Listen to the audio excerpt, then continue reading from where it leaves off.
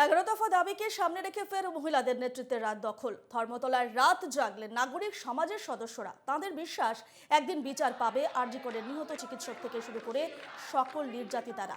ধর্মতলা থেকে প্রতিনিধি সচিন রক্ষিতের এক প্রতিবেদন দেখুন।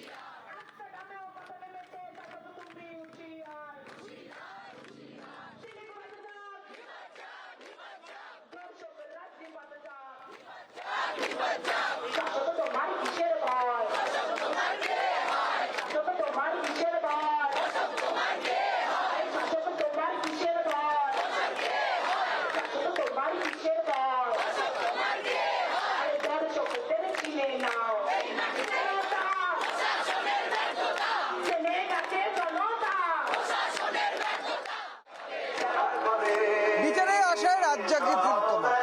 এই মুহূর্তে যে ছবিটা, রাত 2টা বাজে, এখনো বিচারের দাবিতে পথে বসে রয়েছেন নাগরিক সমাজের আন্দোলনকারীরা।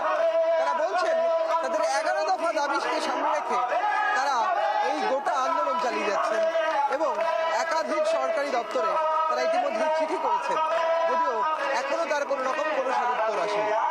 ফলত খুব স্বাভাবিকভাবেই রাত জাগছেন তারা, রাত জাগছেন বিচারের আশায়।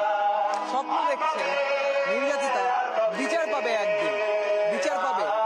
আরজিকর থেকে শুরু করে দেশের বিভিন্ন প্রান্তে ঘটে যাওয়া বিভিন্ন জায়গায় নির্যাতিতারা, তারা বলছেন যে তারা শুধুমাত্র বিচার চান, বিচার চান এই নারকীয় ঘটনার।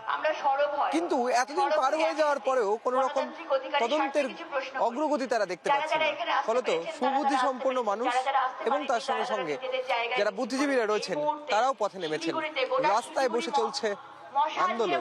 বিচার কবে পাবে তিলোত্তমা, সেই প্রশ্নই তুলছেন নাগরিক সমাজের এই আন্দোলনকারীরা। ক্যামেরা সুরজিতের সঙ্গে সচিন রক্ষিত, এনকেটিভি বাংলা।